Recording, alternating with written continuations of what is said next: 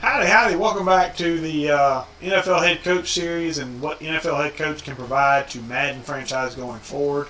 This is episode 3 technically, but I'm not really kind of counting the episode. Well, I just did, I guess. This episode is probably going to be a lot shorter than what the other 2 episodes were because it's really focused and it's really intense around players, specifically players you sign, whether they're rookies that you drafted or whether they're undrafted rookies. Now, I'm currently in my Saints franchise I started for this video series, and I'm struggling to remember who we drafted in 2008. I want to, who did we, was it, I thought it was Cedric Ellis. No? Wasn't it? Okay. Oh, he may not be signed yet. Okay. Do I have anybody that's not signed? I'm sorry. I got completely distracted. I should have done this before I started the video. I apologize. Dang, do I not have anybody signed? Draft picks? Okay, that's just picks. Okay, well, now I got overalls. What the heck? Oh, come on. This might suck. Okay. So that shows an overall. Okay. So this just got popped up because it was question marks earlier. So let me see. Do I have? Who's over here in defense? Okay, I can look and here we go. Rookies. There we go. So DeMario Presley and Harry Force. I know DeMario Presley was a draft pick. I want to say. Oh shoot! No, I don't want to edit him, and I don't want to throw him in the trade block. Let's see. I want to say DeMario Presley was the guy we drafted. It's been a while, folks. I'm sorry. I probably should have checked this before I started. But I want to show this off because in Head Coach 09, they didn't have, they had potential ratings, but they didn't have like development ratings like what you see in Madden today. And I personally don't like the development rating in Madden. I would much prefer like a potential system like what they use in the NHL series. And if you want to know more about that, I'll link a video to my NHL series around Madden so you can kind of look and see what I'm talking about there. I like that setup better. But in this system, I like the potential rating system because it basically tells you how high the overall can get. Now the thing I like about this with rookies, and this is something they're trying to do in Madden, with the hidden development trait, where if you draft somebody that's not a normal development, that's star, superstar, or X Factor superstar, it will be hidden for a certain amount of downs. And they're trying to, I understand what they're trying to do. They're trying to replicate this type of setup, but I much rather it this way. Because the thing I like about this, and I'm going to go to their progression page. Oh shoot. I got a lot of his stuff unlocked. I need to go somewhere else. This is somebody I scouted apparently, so I know a good bit about the player as it stands right now. But one thing I don't know is their potential. So I'm gonna actually exit out of this. But that's one thing I do like is if you see right here, it shows his potential as a question mark, and that's because I don't know. I did not 100% scout this player coming out of college. I scouted him a pretty good bit, but not with a private workout, which in this game, a private workout unlocks their potential rating for you, and you know exactly what their maximum is going to be. But I'm going to look, let me see if this guy, yeah, okay, this is a guy I would like to talk about, and that's your undrafted free agents. Guys that you didn't scout, that you just signed to basically kind of fill your training camp and your preseason rosters, essentially. A guy like this, Harry Force, you see he's 48 overall, 6'5", 310 pounds. The reason he's a 48 overall, though, it's because we don't know anything about him. Like, we literally know basically his height, his weight, and his age. That's all we know. That is literally all we know. If you look at his progression, all question marks. The thing I love about this is you'll know a few things on week 1. So right now I know his toughness is 90, and that's his max. And his stamina is 55, maxes out at 67. So this is not a guy that's going to be an every down type of player. So I know that going in. Now, the question is, do I take a chance and keep him on the roster? Now, keep in mind, this is old school. This is a lot older preseason rules. And this in 2007, 2008, this is 2008 season. You had, I believe it was 75-man rosters, and you had to cut down every single week. Whereas nowadays it's 90-man rosters and you cut down to 53 right before the season starts. So it's a little different, but they can still replicate something like this with current rules, where essentially basically you had to take a chance on keeping this guy on the roster by cutting someone who you knew about to keep a guy that you didn't know about. As you played him throughout the week, even if he didn't play, if he was on the roster, you saw him in practice, quote unquote. So they would unlock certain attributes every week, and by the end, you would know everything about the player. So you have to take a chance every week. Do I keep this player on the roster and eat a depth chart spot on the hopes this player is good? Because this player could be a 48 overall, and I could be stuck with him having a roster spot. Now, granted, I'm only paying him $290,000, which is league minimum back then. At least it was for rookies. Sorry if you see me messing around. That's my cat's down here wanting attention. So, but anyway, you're paying him $290,000, but you could have had somebody much better at that spot. Or this guy could be a monster and end up being like an 80 or a 90 overall with the ability to grow even higher. Or maybe he's a 70 overall that could grow to like a 90 overall. And that's a guy I hung on to. That's a diamond in the rough. That type of setup, that way that they mimic this, is so perfect to real life NFL. It's just not even funny, because there are guys that come out of nowhere. In fact, I'll tell you one, a former Saint actually. Is he on this roster? Let me look. If he's there, I'll mention him right now. It may be too early for him yet. Oh no, it's not. Boom, Marcus Colston. Marcus Colston at this point was 2-year pro, so he was drafted in 2007? Is that right?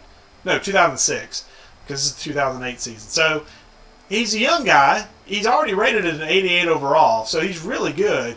Here's the kicker. He was drafted 4 spots from Mr. Irrelevant. He was drafted in the 7th round with like pick 225 or some stupid number like that. And ended up having, at least for the Saints, not a Hall of Fame career, and I'm not saying like NFL Hall of Fame, but a Saints Ring of Honor style career. Are you happy, TT? There you go. But he had a Saints Ring of Honor style career. He had a remarkable career. I believe he still leads the team in touchdown catches. I believe. I don't think that's been broken yet. That, you little goober. I'm going to whoop you. But my cat's being an annoyance, so this video might go a little longer. So, but anyway, but this is a guy we drafted 4 spots from the bottom, like from the absolute bottom of the draft. He was drafted. Everybody had multiple chances at this guy. Nobody took him, and in 2 years he became a Pro Bowl wide receiver and stayed a Pro Bowl level or close to it for most all of his career. So, with that being said, you can pick a gem anywhere, including an undrafted free agency. Now, the Saints, I will say, over the years have managed to get their fair share of guys that are undrafted. I can think of one right off the top of my head. I believe Philip Lindsay, who's now in Houston, formerly in Denver, undrafted guy, ran for 1,000 yards his first year in the league, and was a Pro Bowler, undrafted his first year in the league, rookie year, Pro Bowler. Guy who was an undrafted free agent, just, hey, walked in on Denver Broncos camp. He came from the University of Colorado. Nobody picked him up. Went in, played well, earned a spot, and earned a Pro Bowl. So those kind of things happen in the NFL, and they're not mimicked well enough in Madden. They try with the development trait, but that's really a hokey way to do it. I don't like the development trait anyway. A much better way to do it, which I'll go back to the guy I had in question. Actually, I'll go to quarterback. Like I have these 2 guys, John Cisse, a made-up quarterback, 51 overall out of Texas A&M, or Al Armstrong out of Hawaii. And if I go and look at these players, they're 50 and 51 overall. Okay, not great. What do I know about them? I don't know their throw power. I don't know their accuracy. I don't know their awareness. What do I know about them? I know their toughness. Okay, so I know his toughness is 80, and I know his stamina is 75, max 85. So he'll be out there, and he's relatively tough. I don't know his injury rating, which kind of scares me. I'd like to know the injury rating. That's one of the last things you find out, too. So that's something that kind of keeps you on pins and needles to the very end, potentially. And throw power, usually for quarterbacks, is usually one of the last things you find out. But as you progress through preseason, which I might do that real quick, I might just go through and kind of simulate a couple of days and speed through, not really care about results or anything, just show you what happens with these numbers, but just kind of keep an eye on Al Armstrong. We only know 2 attributes on him, and so that's what I'm going to do real quick, just to show off the system and what it could be. So, yeah, I'm not saving this, so I don't care. There's my training camp invite, so I'll find out who got invited to. So now I got a list of people that are here. Chris Harrington, Texas A&M left end. Okay, cool. Let's see. And he had a picture. I'm going to skip the game plans. I normally wouldn't, but for the purpose of this video, I'm not really concerned about, as bad as it sounds, I'm not concerned about improving my players. I don't want to trade. Nope. Just want to get to the game and simulate the game. Actually, I can do this faster. I know I can. I just got to remember how. Let's see. Sim. There we go. Sim to preseason. Can I? Do you want to sim to preseason 8708? Oh no, we're not doing it that way. Okay. Oh, there's Cedric. Yeah, let me sign Cedric Ellis. Start negotiations. Just give him whatever he wants. Yeah. Normally I would not do this. I'm just really trying to hurry up to get to the point where I can show off some of these skills and attributes. So bear with me. I normally would not do this, but I want to show that off in another video anyway. So we're just going to try and get through this as quickly as possible. Yep. Just going to skip all these. Yeah, I'm going to skip Tracy Porter. It's a week. I don't care. The reason I signed Cedric Ellis is because I want to show off his stats too. I thought we had Cedric Ellis that draft. I was like, wait a minute, where's Cedric Ellis? And I see we had Tracy Porter as well. Super Bowl hero. Okay, come on. Let's see, 6 days. Skip that, excuse me. I didn't anticipate talking this long to eat up some time here. 3 days to go till we play Arizona. I know I'm covering up the Arizona Cardinals logo, sorry. My poor ugly mug is right there in the middle in front of everybody. Come on, let's go. Got it on fastest rating. That's one of the drawbacks to this game is if you're trying to do something in a hurry, there is no such thing as in a hurry with Head Coach 09. But personally, I don't mind that. But, okay, progress report. Okay, here we go. That's actually what I want to see. Perfect. So let's see. Let's look at Al Armstrong because that's the guy we had up that we were looking at. Do we have any extra information on him? So let's go to progression. Okay, so we know his throw power is 82. Do we know anything else? We know speed is 55. Excuse me. Acceleration is 58. Agility is 52. Strength is 52. Okay, that's all we know. So based on that, throw power 82, probably don't want to keep Al Armstrong. Probably. But let's look at the other guy, John Cisse. Does he have a decent arm? Does he have a decent arm? 81 maxes out at 86. That's average. That's not bad. Speed 74. Okay, so he's got a little bit of scrambling ability in it. Okay, so this is the guy I might try and hang on to. So again, this is the kind of decisions that you have to make week in and week out. I'm not going to go through the whole preseason. I just want to show you what they show you week to week so you can make decisions. Because now I've got cut day, so now I've got to decide: do I want to try and keep these players and find out more, or do I cut them? And then some other team picks them up and they end up being a stud. So this is where, first already, we're making critical decisions around our franchise before the first preseason game even hits as far as our roster goes. Now, obviously, I know roster things have changed, so some of this may have to be tweaked a little bit, but I like the fact that they hide all your undrafted free agent rookies that you sign, and they hide some attributes of some of the players that you actually have. So, like Cedric Ellis, does he have anything hidden? I wouldn't think he would. I think I would have scouted. He's a first-round pick in this game, I would hope. Yeah, I scouted him out pretty decent. Okay, good. So that kind of gives you an idea, but because most of the time these mysteries are around undrafted free agents, and I really like that because you literally don't know. Like, you can look at this guy and you can see he has a size grade of 97. So for what we design our scheme for, he is a really good size fit for it. But let's see what kind of attributes he has otherwise. This is a guy I did not look at before we started.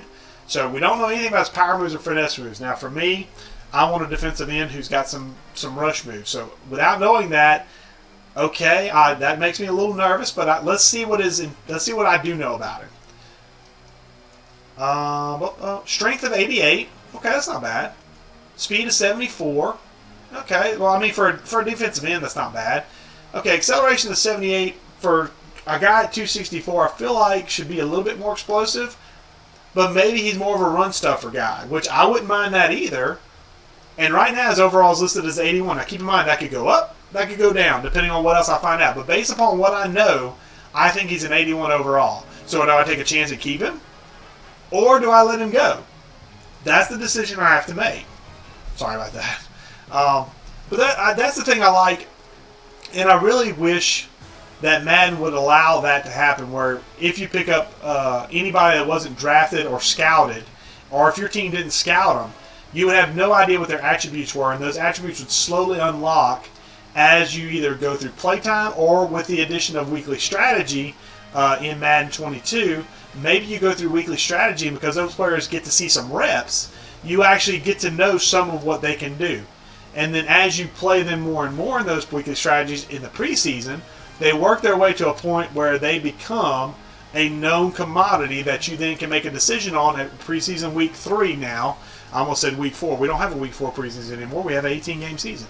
But you have that option now of hitting that preseason mark, cutting down to 53, and now you have some known commodities, and now you have to make some tough decisions. Do I keep this undrafted free agent on a low-end contract that's pretty good, could get better, or do I cut him, have a chance of my division rival or somebody, a user I don't want to have this player, picking him up in a 32-man franchise and using the heck out of him and making him an elite all-pro player, and it all happened because I cut him because I didn't want to try and groom him or get him developed. So those are the kind of decisions I would love to see in multi-user franchise leagues, and that would be achieved by basically hiding all these attributes until you get to a point where you have to make a decision, and even then, maybe having some of them still hidden until you start the regular season, and then the full scope of the attributes are shown, and you realize if you made a good choice or a bad choice, or maybe not either. Maybe you just made a choice that, the guy fills a roster spot, and that's about it. He's not going to be an all-pro, but he's not going to be a complete dud either. And those kind of decisions would really kind of set apart Madden and get it moving to where it's a more immersive, engaging experience week in and week out, and that's ultimately what you want in a 32-man franchise. I know I said this video was going to be short. I managed to get 17 minutes out of it at this point, so I'm going to go ahead and wrap it up here. I appreciate you watching the video. I'm going to turn out maybe another video or 2 more on this series as far as what I would like to see come over to Madden. If you like what you're seeing so far, I plan on doing a lot more PS3 content as I go forward, doing some old school retro plays. I want to try and do some live streams if my system can support it. We'll see. I may play around with that in the near future and see if I can support a live stream. If I can, I'll be glad to do it. But until then, if you like the video, give it a like, give it a subscribe to either Grown Folks or my personal channel. Appreciate you checking it out. And until next time, catch you later.